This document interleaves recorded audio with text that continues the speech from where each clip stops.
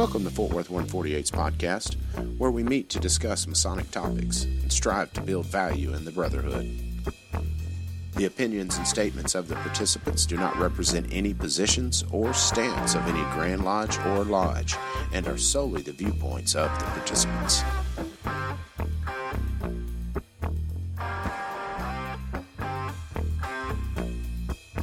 Welcome back to the podcast, brothers. This is Rhit Moore, past master and current secretary of Fort Worth 148. This is Billy Hamilton, senior steward for Fort Worth 148. And this is Gabriel Jagush, Master Mason with Fort Worth 148, and we have a special guest today.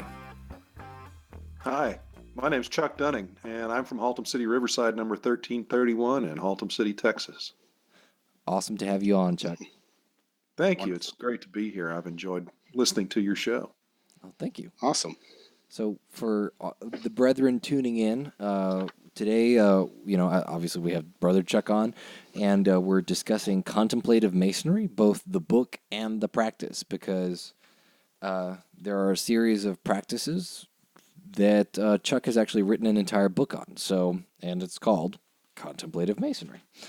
So set us straight, Chuck. Is it contemplative or contemplative? Oh, actually, yes, before we get too far.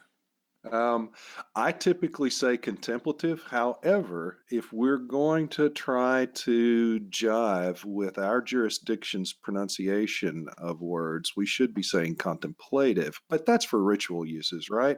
Gotcha. But I typically say contemplative. Contemplative may actually be easier to say for most people. We can go with contemplative just for consistency. I'm okay either although way. I was going to say our jurisdiction shouldn't count because as Texans we're lucky to speak English anyway.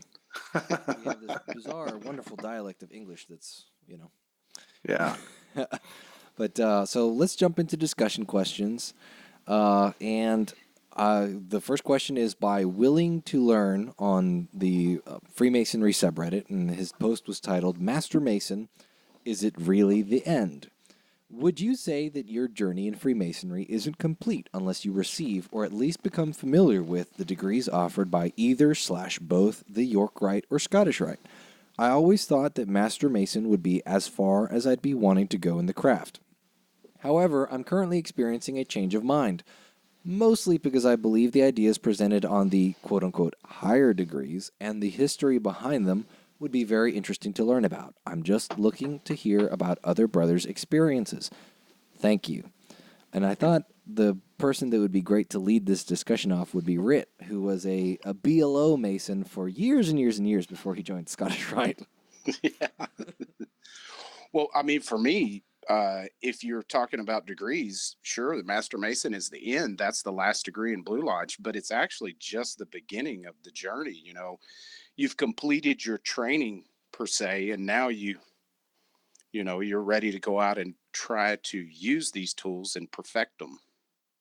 Because when you're going through the degrees, for me, you're just getting armed with your tool belt and how to use them. You hadn't actually started building anything until you're a Master Mason. So, the degrees afterwards, sure, there's a lot to it. I enjoyed the Scottish Rite thoroughly. But there's a lifetime in the Blue Lodge. So, no, it is not the end by any stretch. Yep.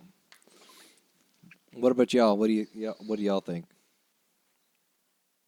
So for me, it's like being a Master Mason is almost like learning how to speak English properly, right? That you can spend a lifetime in English language literature and be perfectly happy, learn a lot of information. Scottish Rite and York Rite to me is almost like learning a different language and opening up a horizon to a different body of literature, right? Is it better? Not necessarily. Yes, no. You could go either way with that, but it definitely opens up an entire new world that you may not have been aware of before. So, for me, I don't think that it's necessary that you have to go into these appendant bodies to, I guess, be a complete Mason. It's just a different take on, a different set of symbolism and allegories that you could learn from. Cool. Yeah, I would agree with that. I think if the Blue Lodge experience does anything for a thoughtful Mason, it raises questions.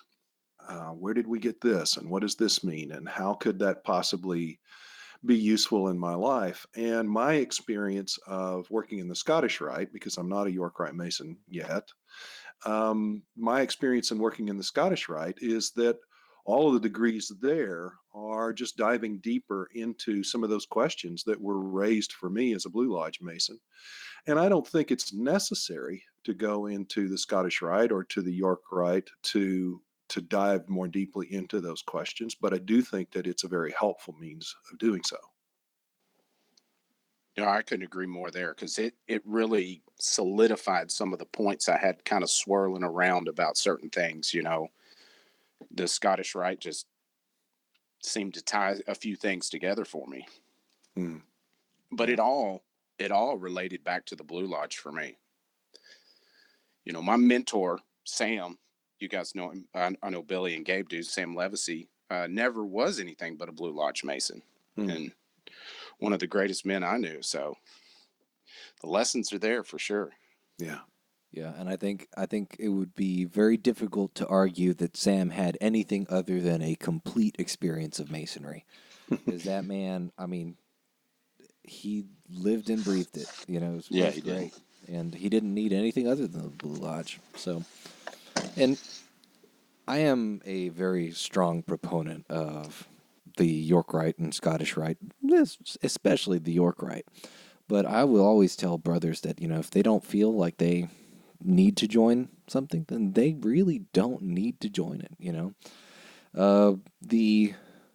with the exception of some questions that are left open-ended, the Blue Lodge or the Craft Lodge is a complete package.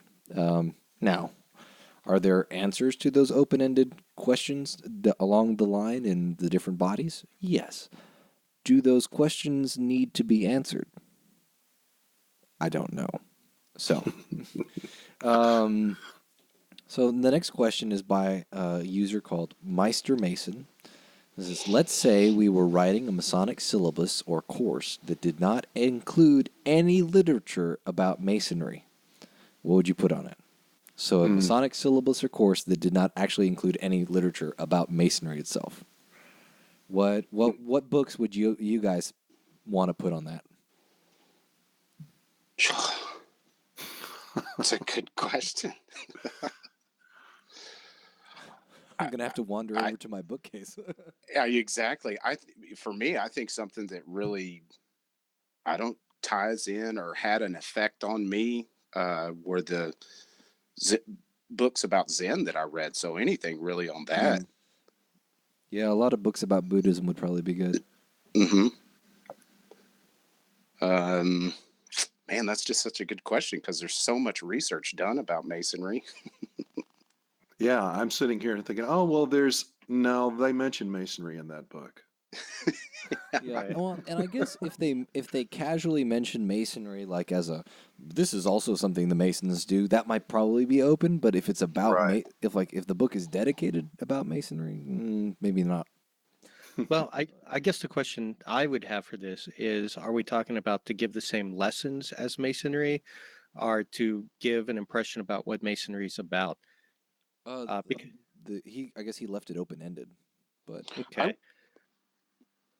Yeah, because if it's, like the lessons that Masonry teach, I mean, I know, like, there's a lot of different books really that it's, I think that might deal with some of the philosophical questions and some of the teachings of Masonry. I mean, I know Poor Richard's Almanac can even be used as an example. It's written by a Mason, Brother Benjamin Franklin, but, some of the stories and quotes that he has in there is kind of central to, a lot of our teachings. yeah. yeah, I so I think whatever it was that was in my head is gone now.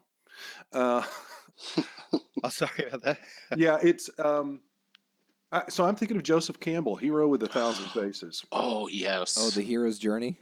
Yeah, well, and yeah, anything by Joseph Campbell is probably going to be enlightening about about Masonic experience, but the Hero with 1,000 Faces was his like original masterwork when he described what he calls the basic story of all stories. And so I would highly recommend that. I mean, he even, there are passages in there where he addresses the significance of ritual. So he's not just talking about mythology and literature. He's talking about how mythology is used in culture. And I found it and have found it many times very useful to me as I have tried to refine my understanding of Masonic experience. No, that's a great one. That one was Yeah. extremely powerful when it tied the hero's quest into masonry for me. It was like, this makes sense. Mm-hmm.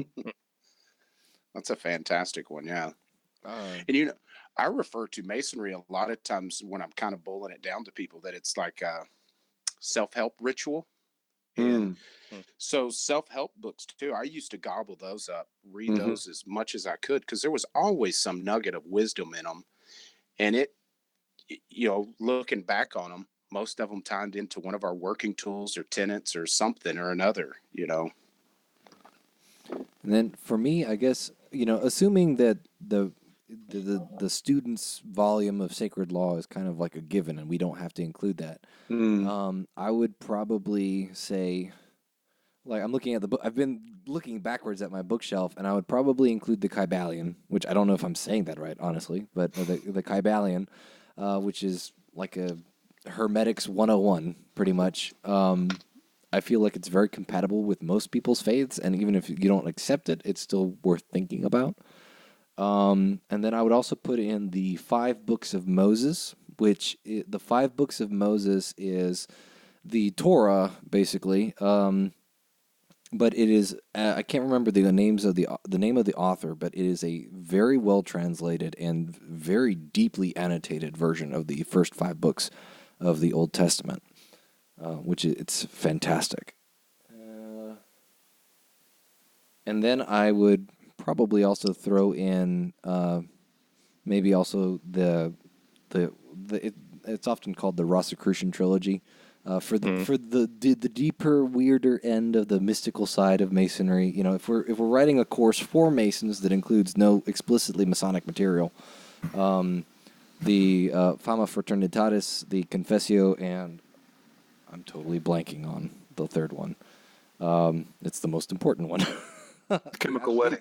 The chemical wedding, yeah, the chemical wedding of Christian Rosenkreuz. Like those are interesting, and I don't even necessarily get along with the ideas presented in those books, but they were very worthwhile to think about, specifically from a Masonic lens. So that's an interesting question. I don't know. I like that Well, one. yeah, that is a great question. And by the way, those books that you mentioned, the Rosicrucian Trilogy, those would have been known to every Mason that did any kind of investigation into, into their own religious and esoteric culture at the time. Rosicrucianism was a great furor that was going on at about the same time when most of our speculative stuff was really getting started in the fraternity. So Yeah. I think it's a good recommendation. Yeah, I think in the same vein, some of Louis Claude de Saint-Martin's work would be great for actually contemplative work. Rosicrucianism is really interesting from the saving the whole world at once sort of thing. Louis Claude de Saint-Martin's work is more interesting from a quieter individual journey that's self-reflective. So I guess that would be kind of good for Masons to look at. I've liked his work so far, and then some of the Pasquale's work would be interesting from a more ritualistic perspective. But Speaking of ritual, I do want to recommend one more. There's a book called Western Esotericism and Rituals of Initiation by Henrik Bogdan.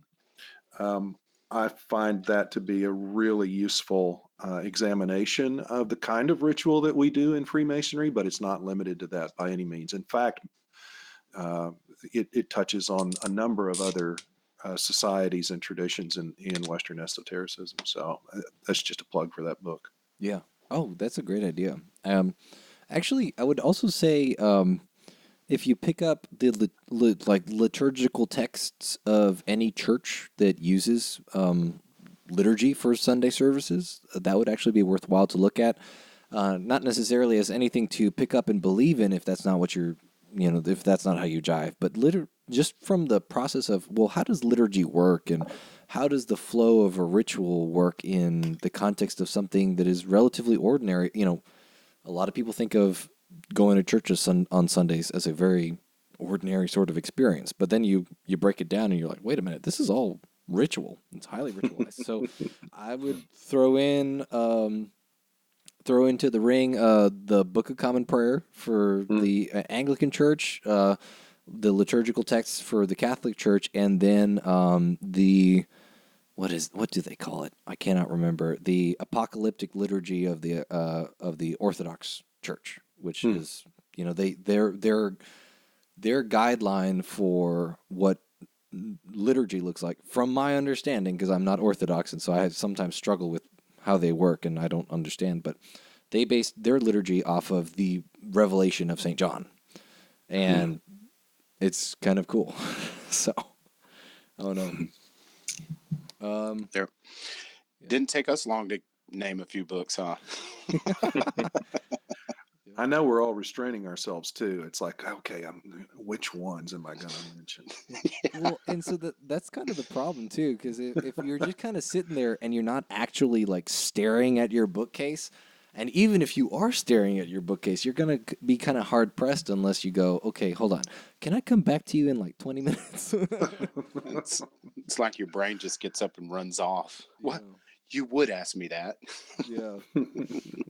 And I really enjoyed this question. It was by a user, Jay Huitree. I don't know if I'm saying that correctly. The title was Ring Wearing, parentheses, sorry. I hate to ask, on a 32nd degree ring, should the double-headed eagle's heads be towards the fingertip or towards the hand?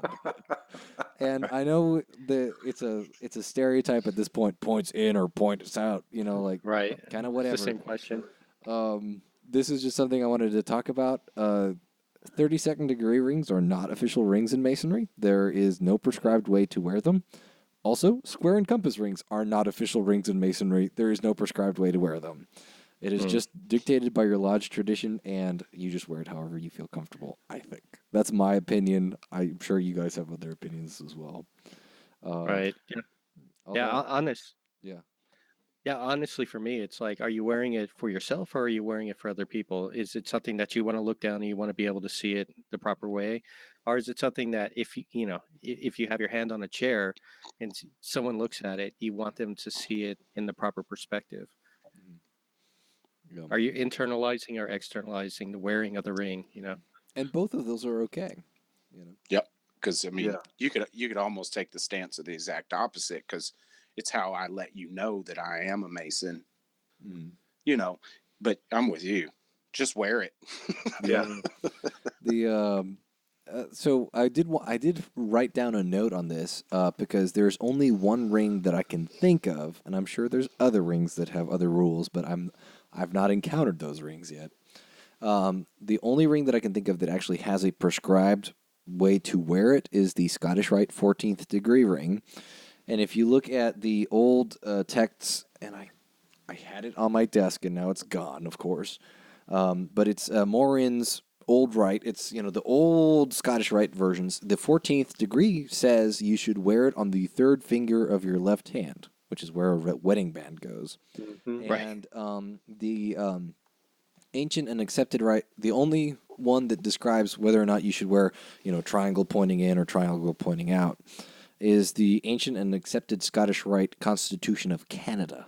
And they say that the apex should point towards the fingertip, right? So that's the only place that I can find out about an orientation. The old ritual just specifies what finger you should wear it on, and actually, as I understand it, the yud inside of the triangle is an innovation, and originally it was just a plain gold band with the motto inside of it. My rule of thumb is that regardless of how the triangle points, you should be able to read. You should be able to read the Yud character. But that's just my rule of thumb. Don't take it for anything worthwhile. So, reintroducing our guest and the subject, we've got Brother Chuck Dunning on, and we're talking about contemplative Masonry, both the book and the practice. So, Chuck, can you tell us a little bit about yourself outside of the Masonic lens? Sure. I've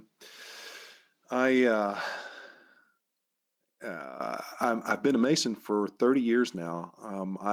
The anniversary of my initiation into Masonry happens in June. And it'll be 30 years for me. And I was initiated, passed, and raised in Haltom, what was then Haltom City, 1331, now Haltom City, Riverside, 1331. My father mastered all three of my degrees. And my father-in-law and one of my wife's grandfathers was in all three of my degrees.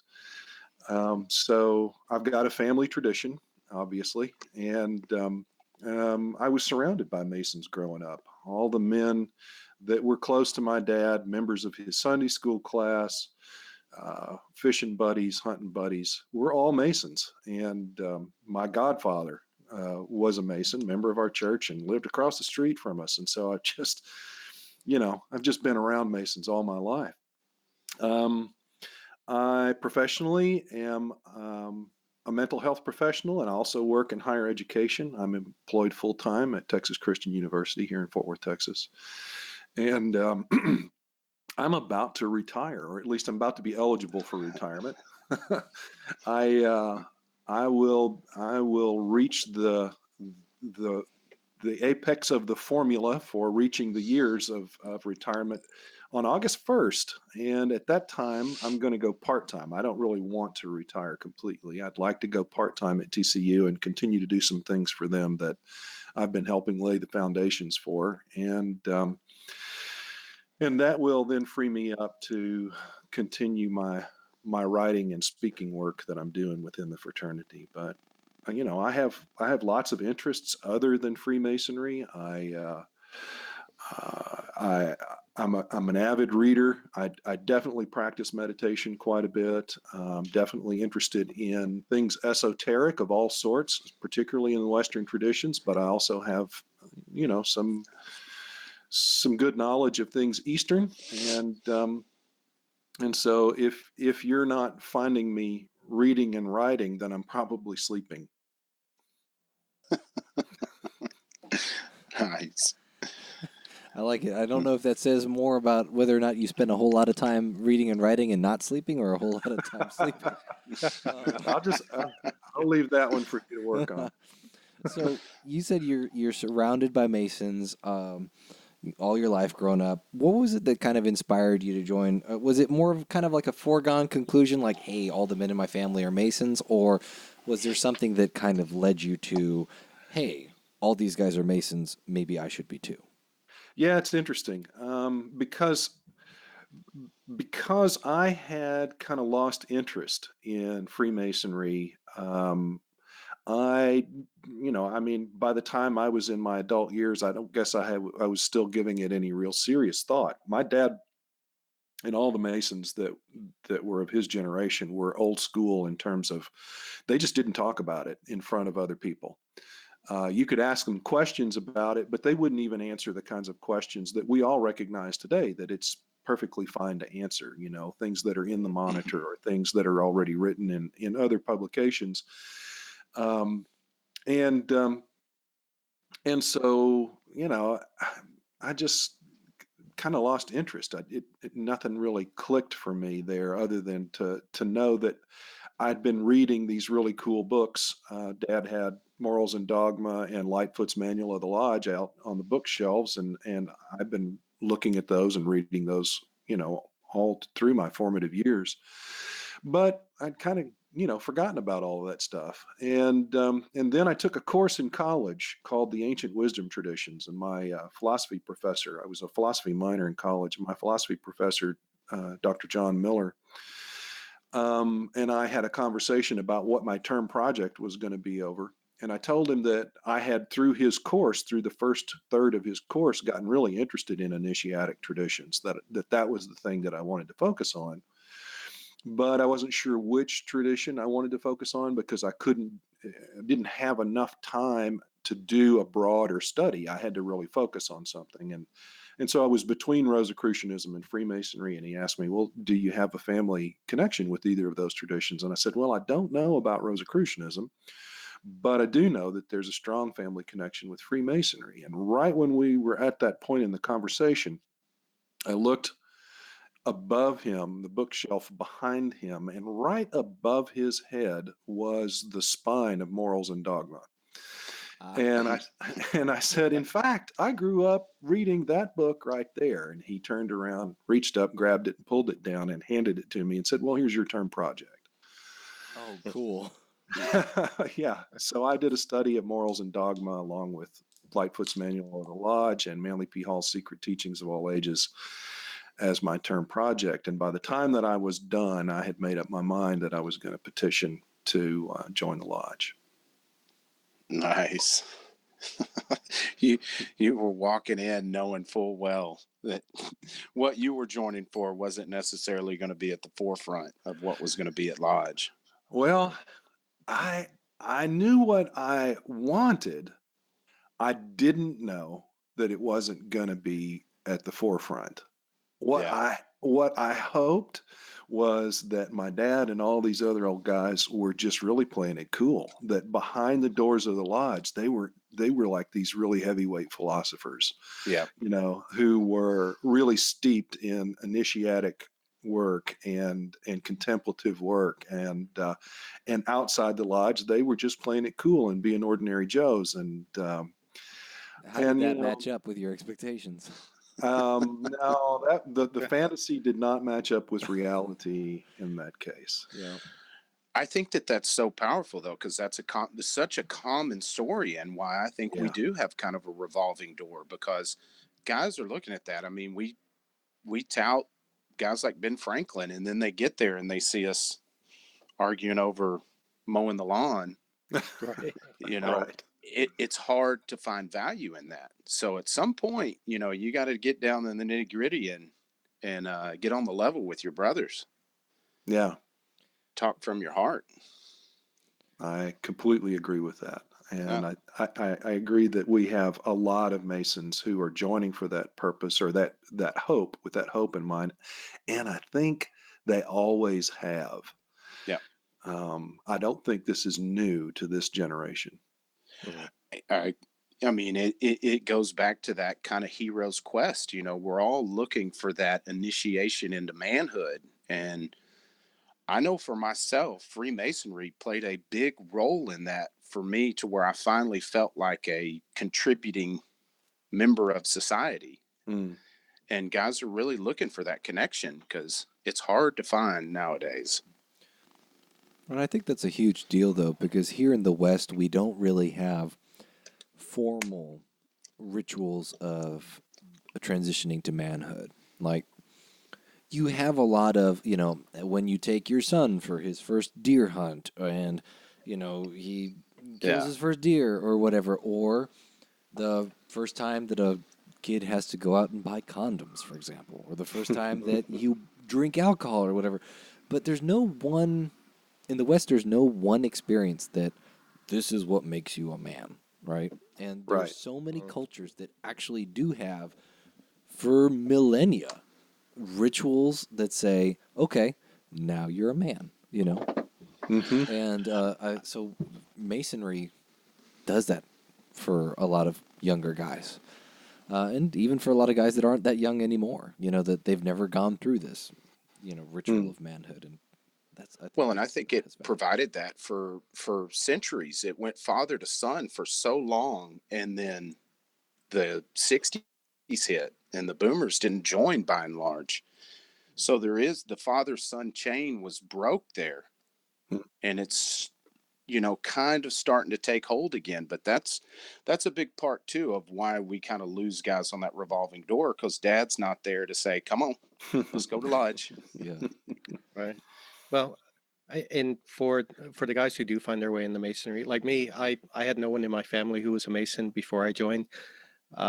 So I remember, I was expecting this very, this experience that would transition me, into this philosopher that I read about. And you get in, and the degrees themselves are very philosophical, especially if you delve into them. But then once the degrees are done, then yeah, you are having your stated meetings where you're arguing about the bills, and really you get, in the lodge I was in, you get together for a potluck dinner, and then nobody talks about masonry even at the dinner. It's not Right. until the door is closed, and even then, it's the structure of opening and closing the lodge, but in between, it's paying bills and Yeah. listening to the people that kind of bicker back and forth. You close, and then there's like nothing enlightening that happens during the meeting. No, Yeah.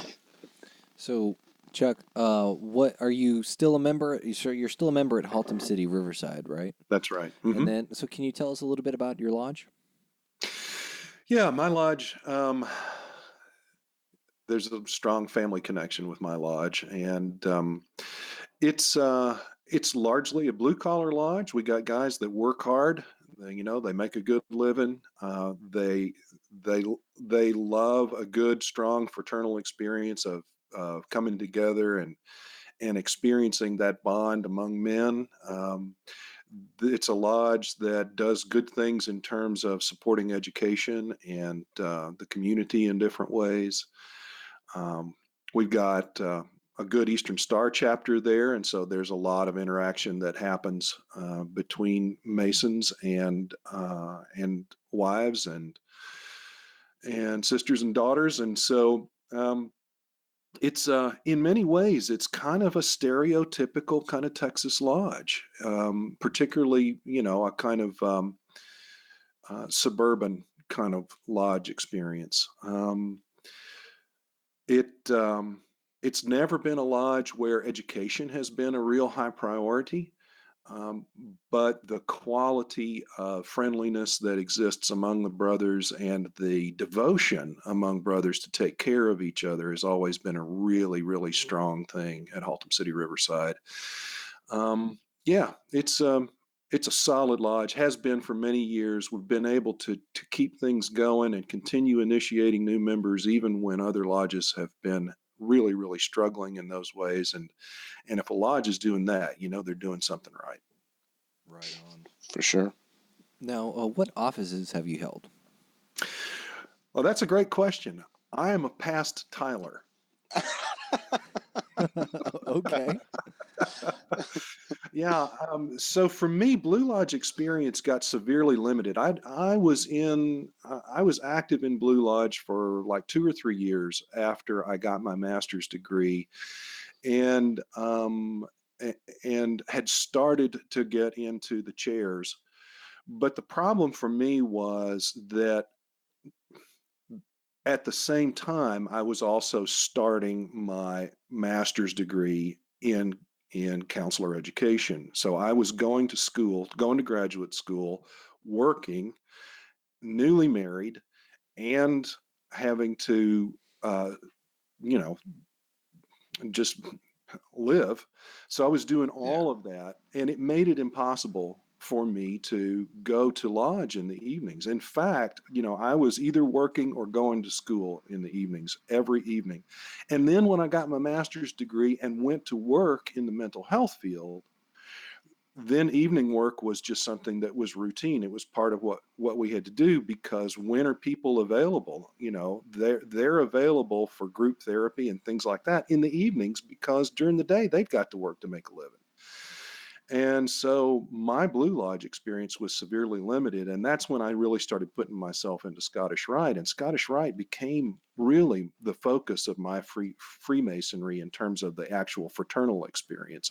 And thankfully, I've also had some good experience online. But I've never been able to be as active in Blue Lodge as I have been in the Scottish Rite. There's a good example of how that appendant body works great, because you're right. The Scottish Rite does a lot of things on weekends and different times than Blue Lodge is usually Monday or Tuesday night.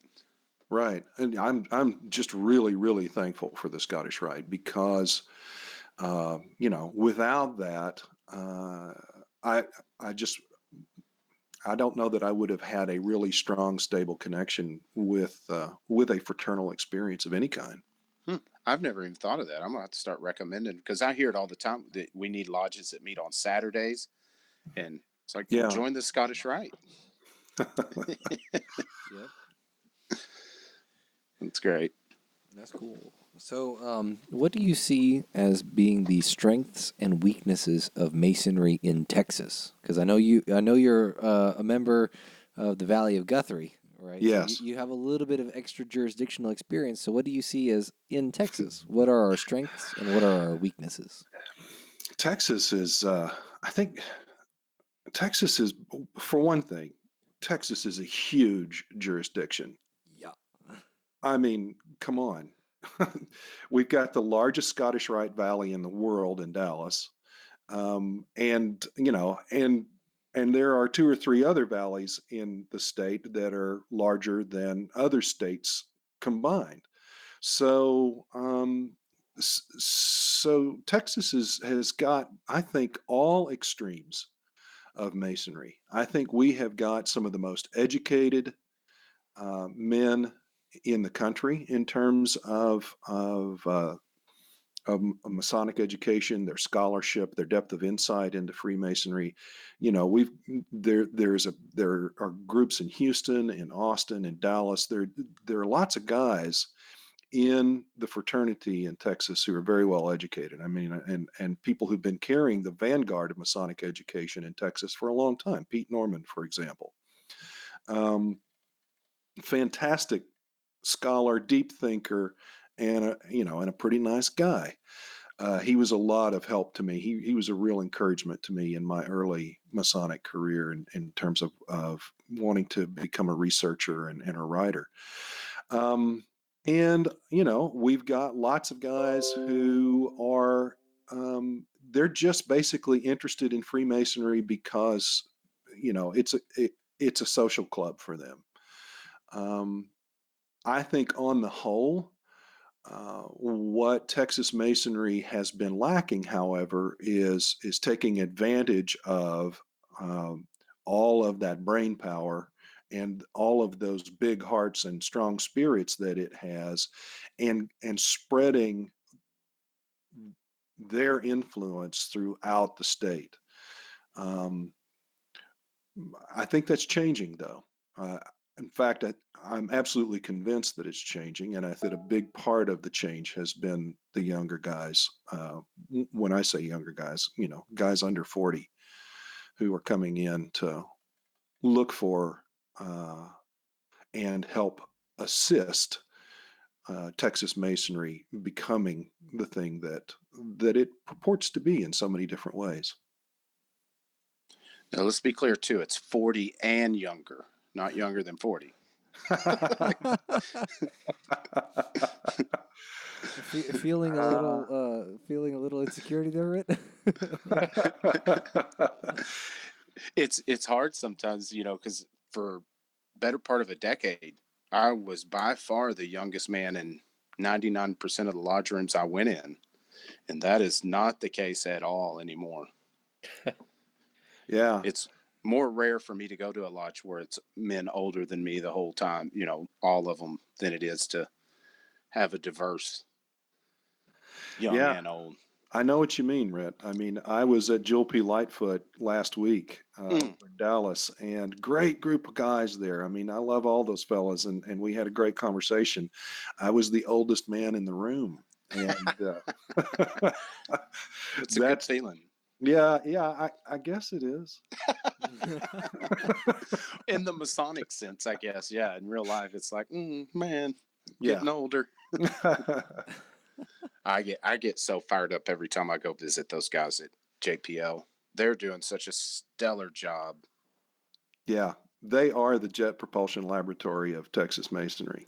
I completely you know agree. what? I've never actually made that connection, and so Now I'm just waiting for them to like have a crazy story about L. Ron Hubbard and Aleister Crowley coming out of that lodge. Yeah, it's like, is Jack Hubbard a member over there? Anyway, so what keeps you motivated to keep working in the quarries? Oh, that's a good question. I like that one. I think the thing that keeps me most motivated is something we were talking about earlier.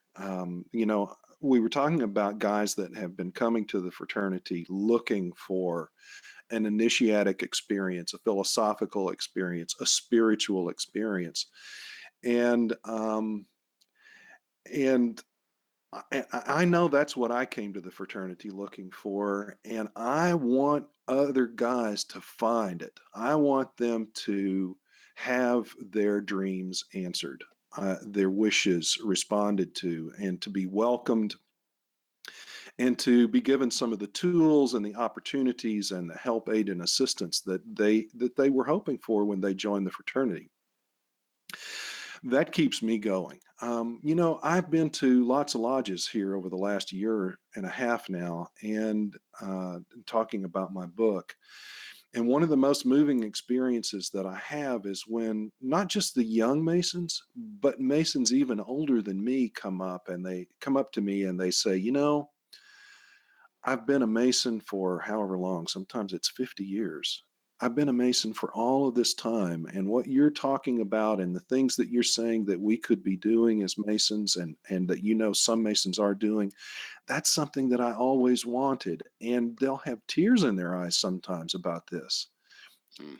And let me tell you, on the one hand, that's kind of sad and heart wrenching. And on the other hand, it's like, okay, man, you've got work to do. And it's a real motivator. That's an No, incredible motivator. absolutely. I've thought a lot about our fraternity, how it grew in the 50s and 60s. They were extremely successful in their own aspect of Masonry. So, it's hard to say what they were doing was wrong. Yeah. But this generation is flipping to the other side because now, where it was more of a social kind of, you know, status, the status of being a Mason and all that played a part. Nowadays, that's gone away, and it's so easy to socialize. It's Masonry just is turning another coin and serving another purpose. Yeah, and I think what's one of the most wonderful things about the fraternity is that it is big enough, spiritually. It's got a big enough heart to welcome men of all interests. And so, if a man really wants the social part of it and really likes the idea of contributing to philanthropies and doing community service and just having a good time with his buddies, wonderful. We got a place for that guy. Yep. And what we're just trying to do, what I'm trying to do right now is to help make it clear that there's also an open out in the open welcoming place for Masons that have these philosophical and contemplative interests. Absolutely. And it's really gratifying when you see some of your hard work, come into play and somebody really enjoying their Masonic journey because, you stuck it out in the hard times. Yeah. Yeah. All right, so I'd like to kick off with some questions about I guess, let's call this the introduction to contemplative masonry. All And right. I think Rit's got the first question on our big list. Yeah, I think it's best for us to just kind of start out with a quick overview of the book, kind of give them the lowdown. All right. You want me to do that? Oh, yes, Yeah. please. You'll be much better than me. uh, well, okay. So the book is based on the idea that Freemasonry actually directly encourages us to be contemplatives. There's lots of language in our ritual along those lines. We actually use the word contemplative in our ritual. Our ritual encourages us to think deeply about things. It encourages us to look within ourselves, and it encourages us to look to other sources of information to gain more light, not just to depend upon the words of the ritual itself. And so the book is based on the idea of taking all of that seriously. That those things are serious Masonic teachings, and if we start to try to practice them, then what does that look like, and how does it work? So so the first part of the book, the introduction, just basically lays out a kind of the flow of the rest of the book. So in chapter 1, then we deal with the psychology of Freemasonry, and because of my mental health background, I can take an academic approach to what a psychology is, what a theory of psychology is, and I know that a theory of psychology requires that it address certain things about the human mind and psyche, and I show how Freemasonry addresses all of those things that would be necessary for a coherent, comprehensive theory of psychology. And then the second chapter deals with that big question about esotericism and Freemasonry, and what is esotericism. And one of the things that I do is I kind of strip esotericism free from a lot of the jargon that a lot of people use around it. And I also show that esotericism does not have to be limited to any particular tradition. I think a lot of us who are interested in esotericism, we naturally, because there are Masonic connections, we gravitate towards things like Hermeticism and Kabbalah and Rosicrucianism and alchemy. And learning about those things can be helpful, but you don't have to immerse yourself in those things in order to be an esotericist. The word esoteric just means looking within. And so that whole chapter then shows, that second chapter shows how we look with, what does that mean to look within, to be esoteric, to dig deeper into things. And so it addresses things like speculative thinking. We are encouraged to be speculative Masons. What does it mean to speculate? And what did that word originally mean when it was used by our earliest Masonic forefathers? And then the next 3 chapters after that go into exercises, contemplative exercises, meditations, mindfulness exercises, and other things that correspond to the major themes of each of the 3 degrees. So the 3rd chapter corresponds to the EA degree, the 4th chapter to the Fellowcraft degree, and the 3rd chapter to the Master Mason's degree, and provides a way for really doing some deep inner work connected with those degrees. That doesn't mean you have to go out and become a scholar of the Western esoteric traditions. You can look within yourself, which is what our tradition encourages us to do. Nice. Wow, that's a hell of a summary, actually. That's really well done. I don't know if I've ever heard an entire book condensed into an elevator speech before, but that was cool. Yeah. So, what led you to the journey of contemplative Masonry as a practice? Yeah, it's a good. I do this a lot. What I'm about to say is, I like to respond to people when they ask a question that I appreciate. I like to say, that's a good question. I have a feeling that I could wind up doing that over and over and over here again with you guys, and so I'm going to try not to do that as much. That's okay. All it'll do is make our egos bigger. So yeah, one of the big things that I noticed in my own experience when I was getting into the study of philosophy and comparative religion and getting into the study of the esoteric traditions in the Western world and all of that sort of thing, is that it's very tempting for it to become a kind of intellectual game where what you're trying to do is essentially kind of acquire as many new words as possible, and to have a bunch of obscure knowledge that lots of other people don't have, and and so the application to life gets lost. It's like, in a way, it's like being able to talk about fiction. You know, you've read these books by some fictional author that you love, and you can talk about all of these stories that this author has written, like Stephen King, for example, and you can share that experience with other people. But what does it do to actually enrich your life? Well, because of this course that I took in the ancient wisdom traditions, my philosophy professor was also a teacher of meditation. And he became my mentor in philosophy, not just my professor. And so he showed me how all of these ancient traditions of esoteric wisdom and knowledge actually required um, meditation as part of the experience. They weren't just ritual organizations, they weren't just intellectual organizations, but they had meditative and contemplative practices that went along with that. And that's what bridges the gap between the internal and the external.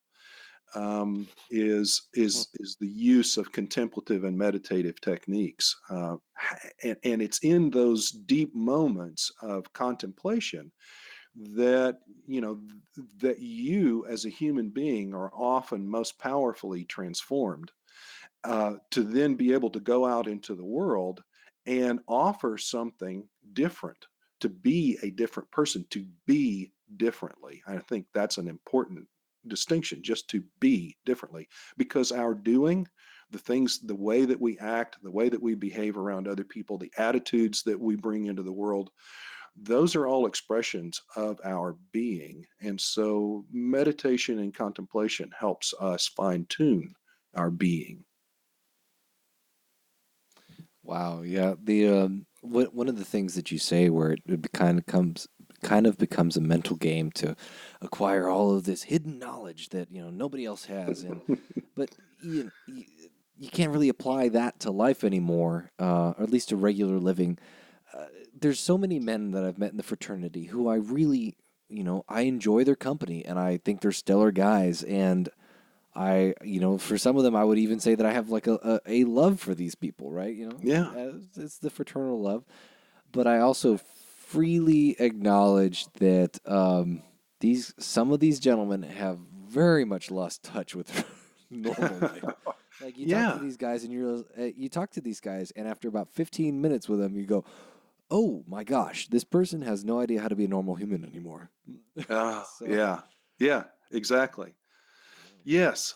And I saw that in myself. I have to be honest about this, is that there was a good period of time in my life when I was on a pretty good ego trip about being so knowledgeable about these weird, strange traditions that supposedly held the deep secrets of the Western world. And yet when I looked at my life, and it's like, okay, but my life's not really much different than it was before I knew all of that stuff. So what's missing? And thankfully I had a man that showed up at the right time in the right place to help me bridge the gap. That's funny how that happens. Yeah. So it seems like, and it's interesting that you bring that up, because there is a couple of students of esotericism that it looks like it appears that when you talk to them, it's more about esoteric snobbery than it is about the transformative nature of what they're learning about.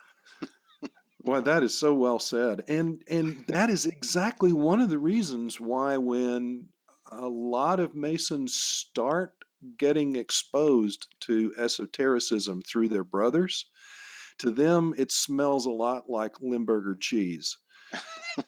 It's yeah. like, Yeah. oh yeah, that has no appeal to me because you're acting like a know-it-all jerk right now. Yes. Yeah.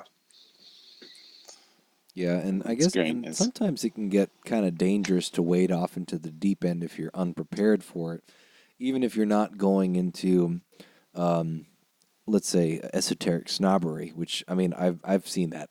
That's definitely a thing. Yeah. But I've heard stories of brothers who dove deep, deep, deep into the esoteric, and they ended up starting to do operative alchemy and starting to drink, their own concoctions that they made Right. in a laboratory and Right. accidentally give themselves, colloidal poisoning or whatever. Oops. Or that they, got up and they left their families because they decided that, something was not right with their family life and that they needed to go pursue this higher mystical experience with a different group of people or with one individual or whatever. You don't hear these stories often, but you do every once in a while, and you go, "Oh, that's what happens when you bite off more than you can chew and go into the deep end without having any sort of tether." Yeah. No mentor. Yeah, Yeah. Yeah. Mentorship is important. It is Well, important. it's vital. yeah, and actually, it's interesting because I keep thinking of if you read the Golden Dawn, the book by Israel Regardie, and he was also a mental health care professional by profession. I remember reading that he suggested that anybody who studied his course of study in esotericism, that they also do psychotherapy to make sure that there was ego balancing there. Yeah. Yeah, that's right. In fact, as I recall, I think he expected that you do a year of psychotherapy before you even began to study with him and in the practical stuff. Wow, that's actually really cool. Yeah. Yeah. Well, and, when you look at some of the deeper, because when you start looking outside of Masonry at some of the other Western esoteric traditions, depending on the tradition, you're going to see everything from something as not mundane, but as uh, uninvasive, let's say, as meditation. Hmm. Meditation is a deeply transformative practice but it's not what I would call invasive, right? It's not what I would call. It's more normal, right? And then you go into some of these orders that do like full blown theurgy and where you're trying to Right. summon angels and demons and things like this, and you know. I'm not saying you can't participate in those things safely because you absolutely can if you want to, but you have to be prepared for that kind of thing. You're like, hey, like I'm gonna join a group that summons demons. Okay, but are you ready? One, are you ready to separate that between between fiction and reality, and apply the fiction to your life as a metaphor, or if you do accept this as reality, are you prepared to deal with that as a reality of your choosing? Mm. It's a dangerous game. Yeah. It is. I think that one of the things that it is true that anytime you start moving into these deeper ways of engaging consciousness and engaging life, um, it can take you into places where there are risks. Uh, and and the truth is that everything in life involves risks, and they're just unique risks that sometimes are part of doing this kind of inner work. And that goes back to the importance of having a mentor. But this very basic sound wisdom that you're talking about here, Gabe, is that, well, here's one of the analogies that I love to use. So when I was a kid, um, Muhammad Ali was the big star, right? He was the greatest boxer, and he had this amazing style. He was a showman in the ring, but he was also just a really devastating boxer. And everybody that was interested in boxing wanted to look like Muhammad Ali, right? But did any of them want to do all of the training and the development over years and years of their life, starting in adolescence, starting when they were teenagers, like Muhammad Ali did, before he was able to develop that level of mastery where he could really be creative and be artistic in the ring that way? No, they wanted to jump from novice to master. And the same thing happens when we start talking about all of this inner work stuff that goes with these deeper ways of looking at the Masonic tradition or other esoteric traditions in the West, is that there is a course of progression. Not everybody is, not everybody is a savant, who can sit down and immediately start playing Mozart without ever learning how to, do whatever is involved in developing really good piano playing skills. So it's the same thing. It's like, you can really mess up if you don't know what you're doing with this stuff, and having the benefit of people around you who do know. Yeah, and Agreed. that's where that mentorship comes in again. Yeah. Are we ready to move into the dedication? Yeah, you had a question listed there about the dedication. Let's ask that. Yeah, let's see if I can't work this Latin out. So you'd used a phrase in the dedication of your book, Chuck, hoc opus hic laboris, Mm-hmm. if that's close. Can you Yeah. tell us what that means and why you chose it? Yeah, so that is a Latin motto that is, this is the work, this is the labor. And we talk about a lot about work in Freemasonry. We talk a lot about labor. We talk about traveling in foreign countries, right, to earn a master's wages.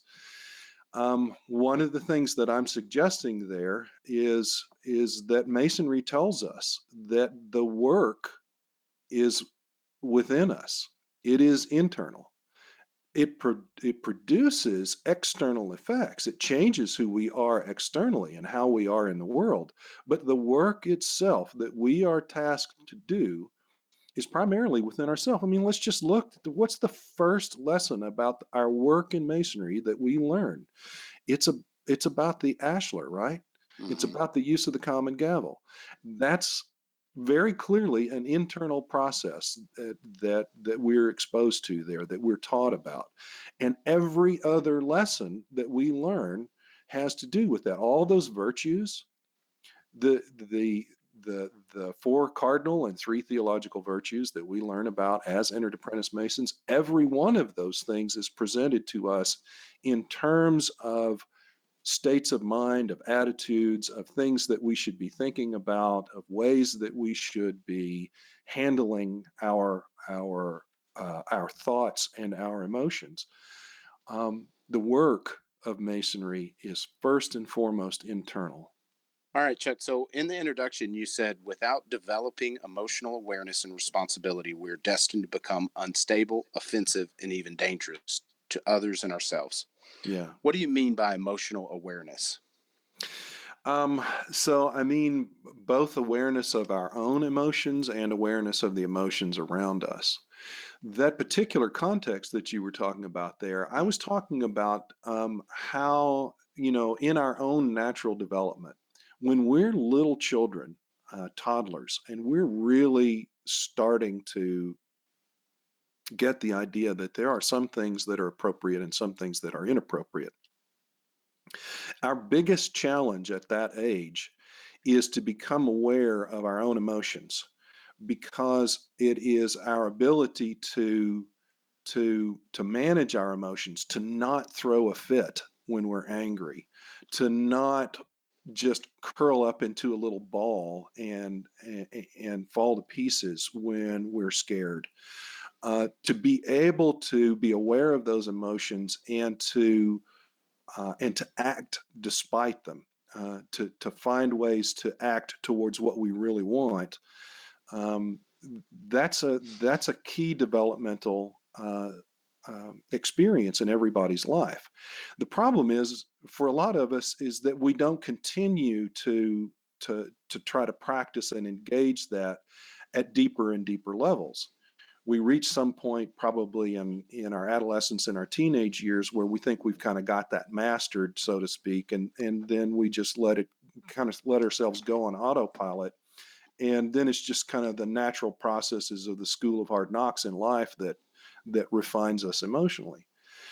But the more consciously we engage with the process of being aware of our emotions and how our emotions are affecting what we think, how we think, and what we do, the more capable we are of acting in truly constructive and productive ways, not by denying our emotions, but by using that energy in a more positive way. Excellent. So, you discuss in the preface to the book that you initially published Contemplative Masonry anonymously. Yeah. Which is, very, very, very Martinist almost. What was the motivation you had to publish it anonymously? Well, there were a couple of things.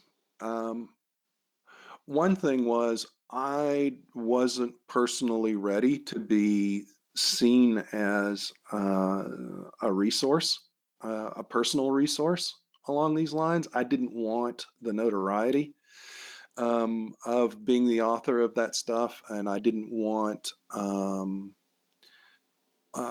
the other side of it was I didn't want to take the risks. Um, Masonry was a very different environment back at that time than it is now. Um, Things have changed quite a bit, and now I'm not only willing to take the risks. The risks are lower than they used to be, but not only willing to take the risks, I now feel this sense of responsibility to be visible that I didn't feel back then. I have through the years come to realize that some of us have to be public and have to be visible because that inspires other men and it gives other men hope and it tells them, okay, it's all right. This sort of thing has a place within the fraternity. There are other Masons like me.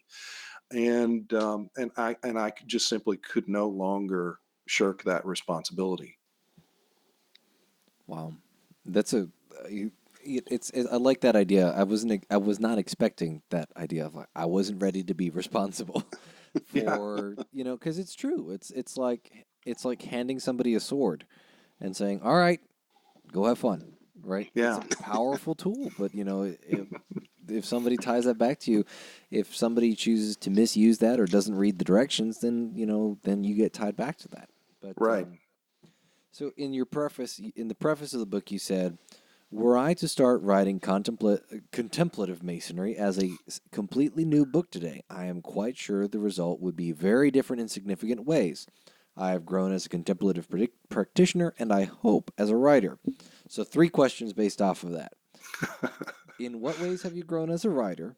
In what ways have you grown as a contemplative practitioner? And how would contemplative masonry differ from the original? Yeah.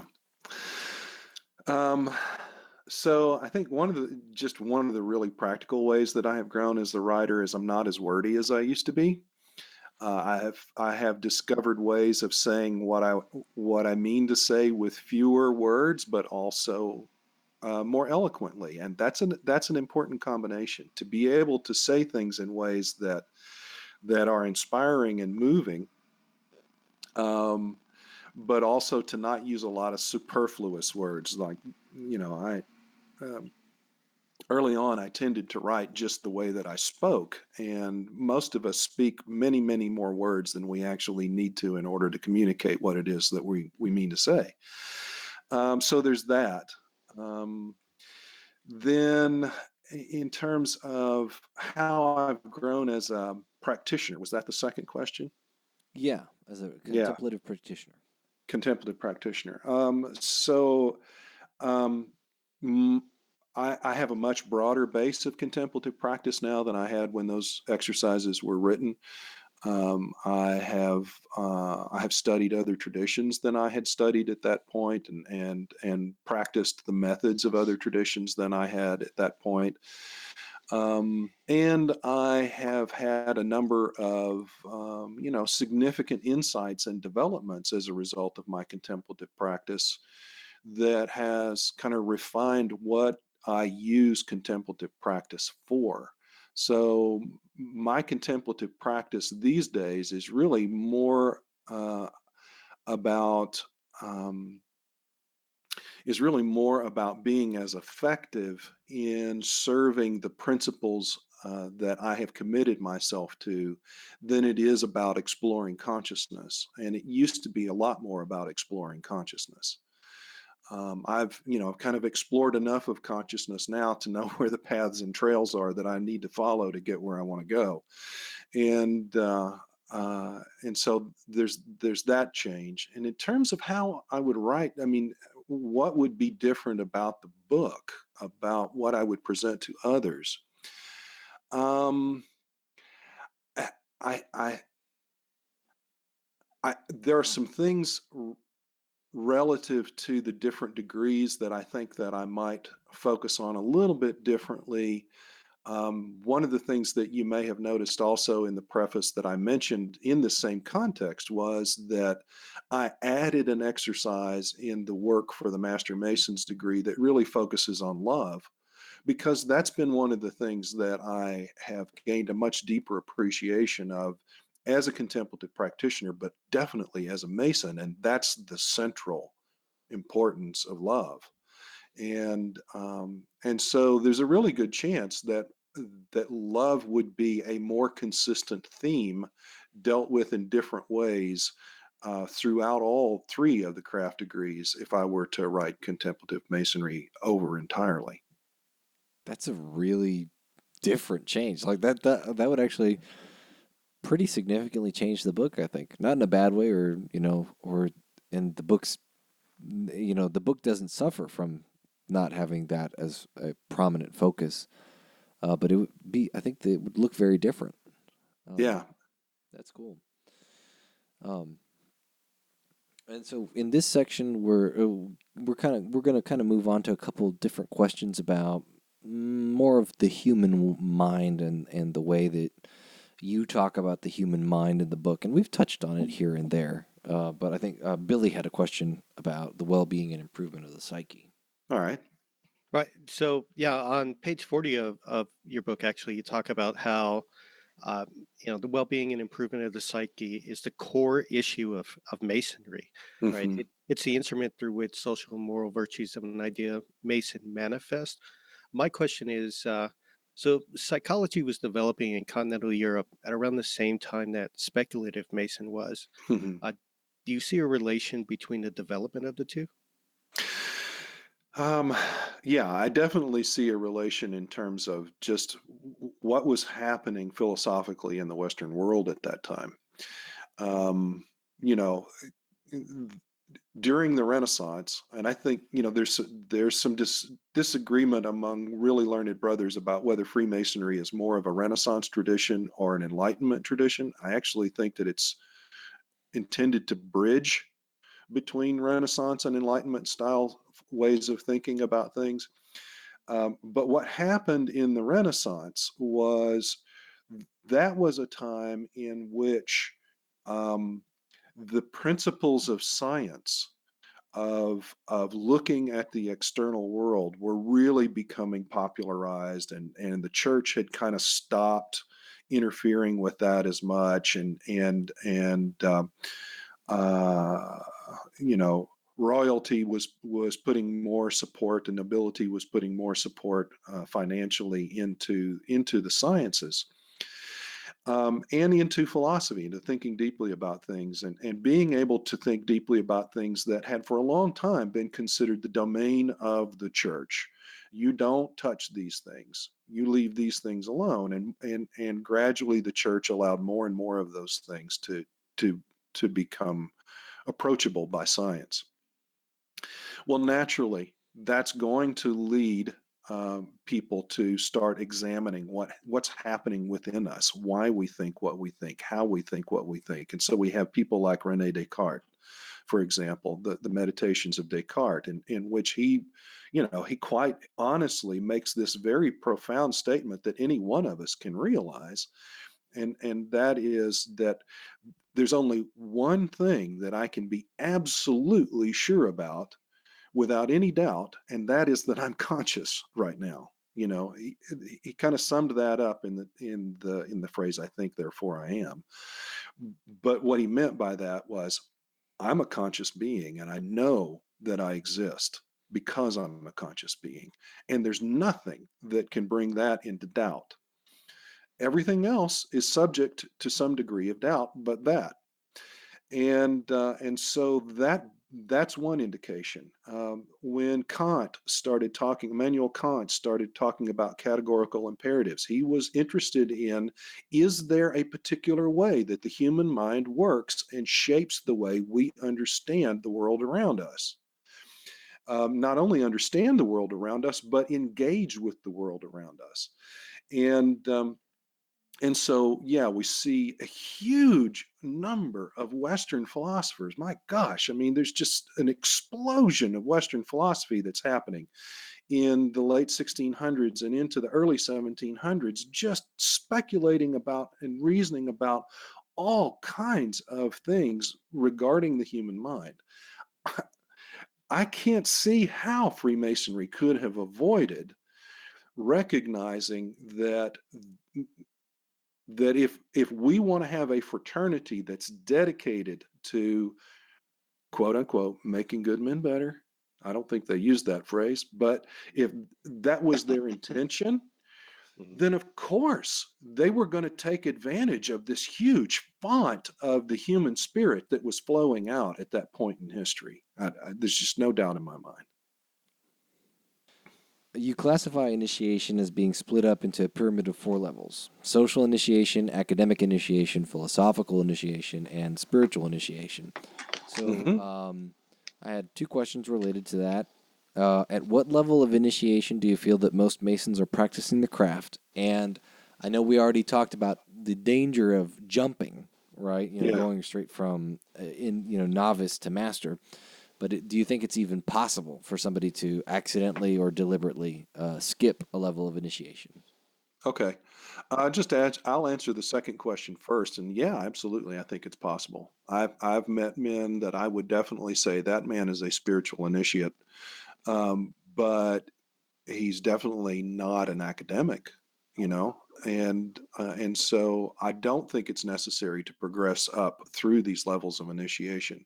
I don't see them necessarily as a stage model of development, more like a phase model of development, and that's psychological technical lingo there. Stages require a sequence, going through a particular sequence. Phases, you can go all, you may not follow them in a particular order. So that's the way I tend to see that. I think most Masons are operating at the level of social initiation.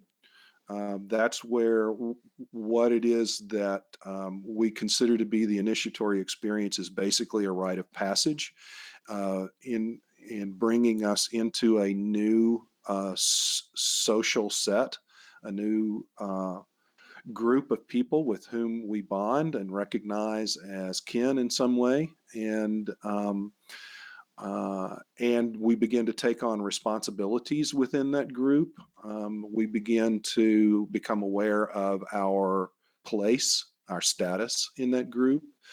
I think that's where most Masons are operating, and the fraternity is, I think, designed to make that the level. We talk about meeting on the level. I think that's the level for Freemasonry, and it's where we should all meet. That's Actually, that's a great point. yeah, and if you don't mind, if I have a follow-up question to that, I do notice in your book you talk about Maslow's hierarchy of needs, and this sounds to equate to that very well. Yes. Would you say then that most Masons really are? I mean, there's kind of 2 steps on the top of that pyramid. You have you have belonging to where you're trying to find your social group, you're trying to find love and such, and then you have self-actualization. Yes. Do you see that most of Masonry happens to be, I guess, that second to the top step, and then a few are kind of reaching for the self-actualization step? Yeah. In Maslow's work, just underneath self-actualization is a process called self-realization. And so it's that process of discovering the self, and then self-actualization is like, okay, now what I've discovered becomes actualized. It actually becomes manifest in the world. It's no longer just an idea or a discovery. I think that Masonry encourages us to move into self-realization. Again, going back to the lesson of the gavel and the 24-inch gauge, those tools and the processes described to use those tools in a speculative way are opportunities for us to learn more about ourselves, to discover more about ourselves. And so I definitely think that Masonry is meant to take us into self-realization and towards self-actualization. That's the secret.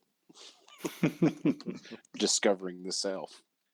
Yeah, and we could have a long, fascinating conversation on what the self is, or whether it really even exists, and if it doesn't, then what are we talking about? And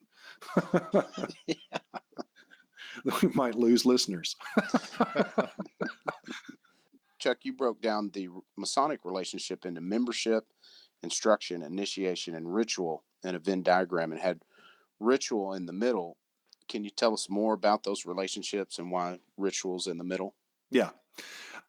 So what I'm talking about there is, in the psychology of Freemasonry, it's one of the elements of any theory of psychology is that it should have some way of addressing human relationships and telling us something about what healthy relationships are like, and how we can be in relationships. And so when I look at Freemasonry, I see the relationships within the fraternity are basically of three different types.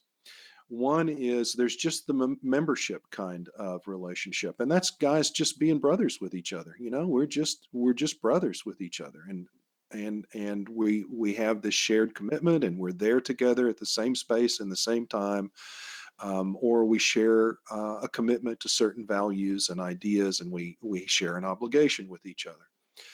And another kind of relationship is the instructive relationship, the teaching relationship. That's a huge part, particularly in jurisdictions like ours, where we have to learn a catechism, Masonic questions and answers, and demonstrate our proficiency with that. And then we've got things like floor school and all of the stuff about learning ritual.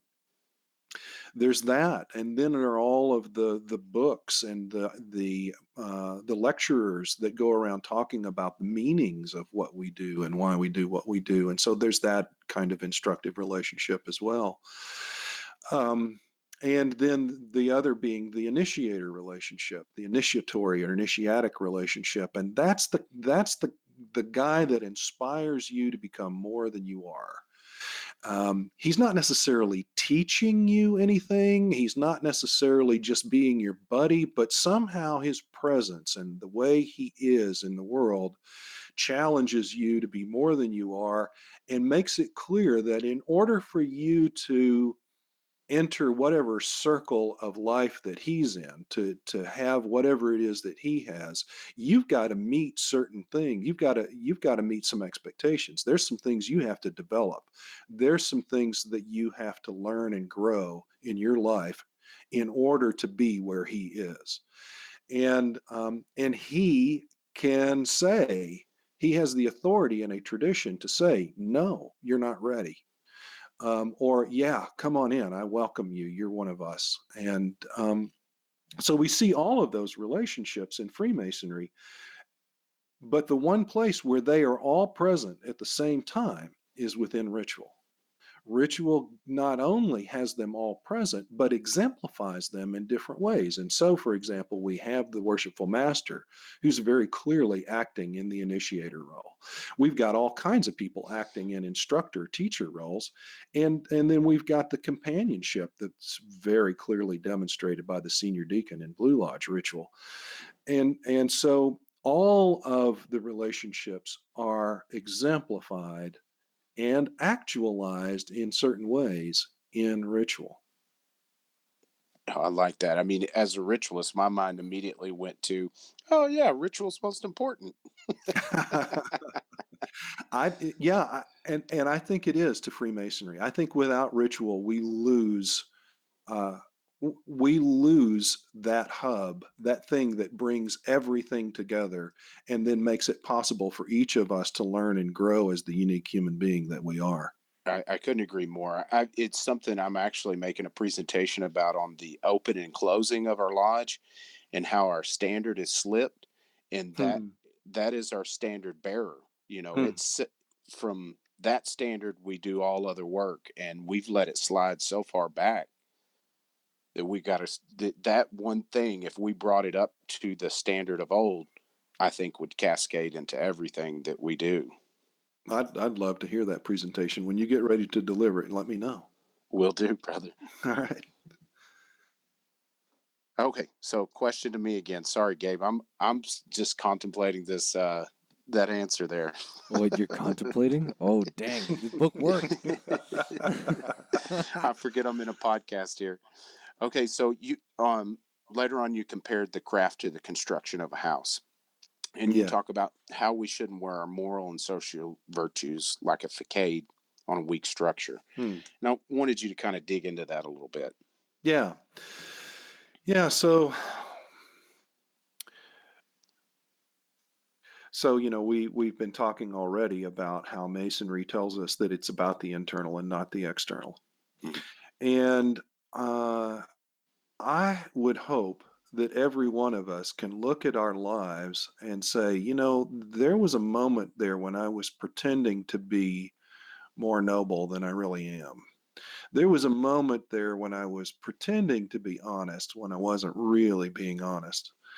There was a moment there when I was pretending to be non-judgmental and tolerant when I wasn't really feeling that way, when I was everything but that on the inside. There was a moment there when I was acting like I cared, but inside I didn't really give a damn.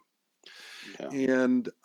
And so I think we have to be careful because there's this statement that is often made about human change: fake it till you make it.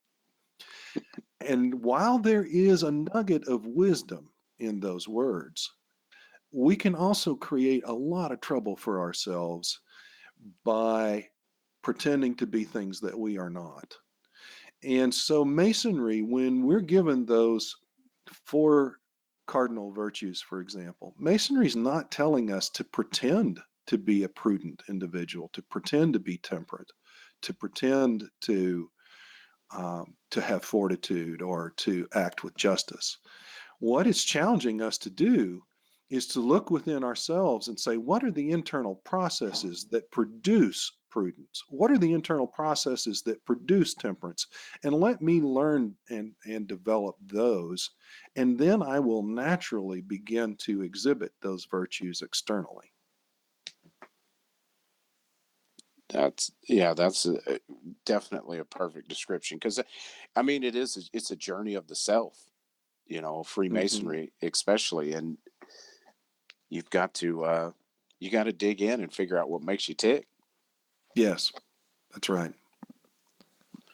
All right. So for this week's episode, we're gonna wind down for now, and we're gonna this week we've talked about the development of the book and the human mind, and in 2 weeks we'll come back to y'all, and we'll talk about education, the exercises, and we'll chat a little bit about the Academy of Reflection. So this week's quote of the week, and I normally say fraternal quote of the week, but the individual in question is not a brother. Meditation is an activity of one's spirit by reading or otherwise, while contemplation is a spontaneous activity of that spirit. In meditation, man's imaginative and thinking power exerts some effort. Contemplation then follows to relieve man of all effort. Contemplation is the soul's inward vision and the heart's simple repose in God. And that was by Father Mata el Miskin, who is an Egyptian Coptic Orthodox monk, and he was a key figure in the 20th century re-enlivenment of Egyptian monasticism. And this was from his book, Orthodox Prayer Life, The Interior Way. So, but we're gonna cut this episode short, and we're gonna go straight to our contact info. If you want to get to know more about us, we're at Fort Worth Lodge 148. We're at Fort Worth Lodge 148 on Facebook. You can find us. You can email us at info@148.org. If you live in the 64th District of the Grand Lodge of Texas and you want to promote an event, please reach out to them at 64th.org. That's 64th.org. You can learn more about Texas MasoniCon at www.texasmasonicon.com. That's texasmasonicon.com. And we are at Texas MasoniCon on Facebook, Twitter, and Instagram. It's on September 15th. You can pre-order tickets for $45 until August 15th, and then they go to the door price of $55. And actually, Brother Chuck will be speaking there, so you should go buy tickets so that you can go see Brother Chuck speak there. And Brother Chuck, if people wanted to get into contact with you or learn more about Contemplative Masonry, the book or the practice, how would they reach you? You can reach me at chuck@chuckdunning.com. It's DUNNING. And my website is chuckdunning.com, and that's run by Brother Nicholas Harvey. And lots of information there, as well as a contact page. Awesome. Awesome. All right, Gabe, we ready to shut this one down? Sure thing. All right, this is Rhit Moore signing off. This is Billy Hamilton signing off. This is Gabe Jagush signing off. And Chuck Dunning signing off.